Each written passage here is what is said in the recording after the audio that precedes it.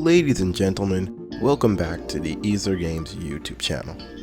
Now it occurred to me recently that for a channel based around Astronomica, I haven't really shown you much of Astronomica. So today's video is the first in a series focusing on the different factions in the game.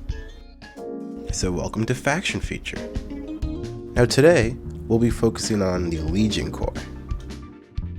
So the Legion Corps is a mega corporation composed of many smaller ones which each control a different planet in this area of the galaxy. Legion Corps space is mainly inhabited by humans and elves, with there being a few android societies. The current Chief Executive Officer, or CEO, as of the first set, is Alice Church. Now Alice Church is the CEO of a weapons corporation who rose to power due to her basically having a hand in all of the weapons manufacturing for the entire Legion Corps. Now Alice is a transhumanist, which means that she believes that humanoid races can expand beyond the current limitations with the use of technology and augmentations. Therefore, she's financing the search for Elysium to find the solution to immortality. Now in the game of Astronomica, the Legion Corps are the mid-range deck. They're not super aggressive, they're not super control-based, but they have elements of both. It is probably a really good deck to pick up if your playstyle is somewhere in between. Now let me run you through a few key cards. Now the first card I want to run you through is Alice Church's card itself. It's a super rare for the Legion Corps in set 1. It has 5 attack, costs 1 Arlite, 1 gold, and 1 iron, and its ability is whenever you explore, draw a card and reveal it.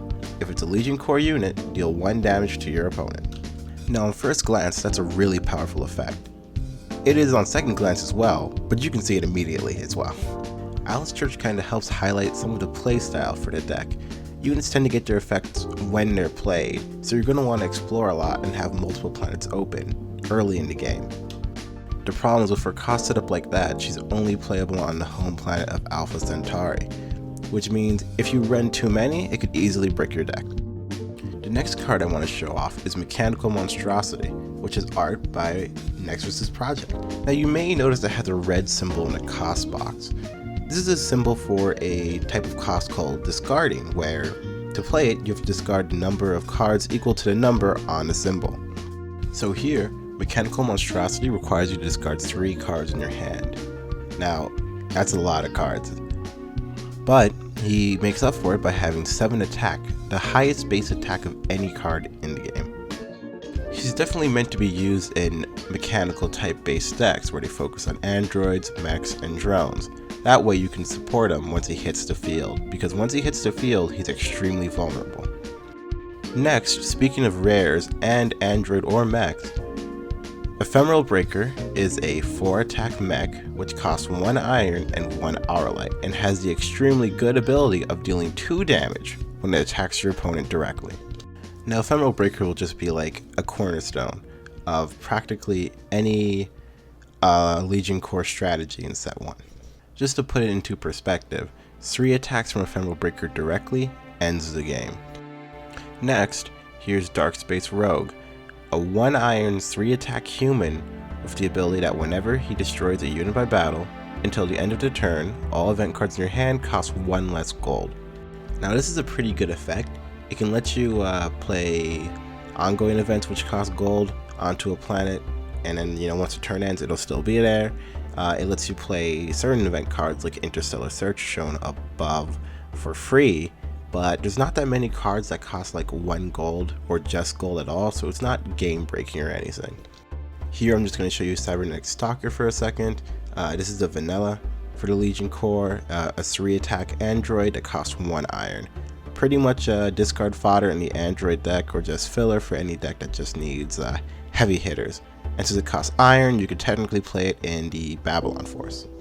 Now the last unit I want to show you today is Ibis Veil Strike Leader, a 2 attack human that costs 1 gold and 1 Arlite, and pretty much has the ability to attack immediately upon being played, and can help all your units attack immediately when they're played as well. So it's a really good for any deck really, but because it costs gold, you can only really run it in a Legion Corps deck. Now next I want to touch upon a few event cards. First up, shown above, are a cycle of 3 ongoing events, which each give one of a specific resource. One gives 1 iron, one gives 1 gold, and one gives 1 arlite. Now these don't cost anything, so you can play them on any planet, and you could technically use them to help splash Legion Core cards into other decks, but consistency won't be that great, and in a game where you can kind of, use resources and get them back pretty quickly, I don't know if you want to deal with consistency problems like that. Next, I want to show you a rare event for the Legion Core called Radiation Zone. For the cost of 1 Arlite, you can destroy the target unit your opponent controls. Then, you have to flip a planet you've explored back face down. Now, this is really strong removal. You can get rid of anything that doesn't protect itself. But in response, you have to unexplore a planet you've already explored. Now for Legion Core, there's a lot of cards that explore here, so it might be good for them. You'll notice it costs Arlite, so you could technically run it with Kakito's Council. They don't really have as many extra ways to explore, so it might be rough there. Now the last card I want to show today is Energy Burst, the 3-cost event card for the Legion Core. Every faction gets one this set. Now for Energy Burst, it costs 1 gold, 1 Arlite, and 1 iron, and allows you to target 1 Legion Core unit you control in your front row, and then destroy all enemy units in your opponent's front row with less attack than the targeted unit. Now it could technically destroy up to 3 units, but the requirements are pretty specific, and you'd have to hope that your opponent has all of their good units in their front row. So it's very situational. I think it'll probably depend on the deck you're facing, and it might become a good card in the future when cards need to be in specific rows maybe, but in the current state of the game, I'd say it's more of like a fun splashy card. Now that's all the cards I want to show you for today's faction feature. Now, there are 33 Legion Core cards in the first set, so I didn't show you everything, but I still want to keep some things a surprise for future pack openings and other content. Now tell me, did you like this video? Just showing off some cards for the deck? Please let me know. In the end, I would say Legion Core is a nice mid-range deck, and it's probably one of the simpler decks to learn for the game. If you're going to build a variant of the Legion Core deck, the Android Mech Focus one is probably the most consistent, and I think it's a good entry point.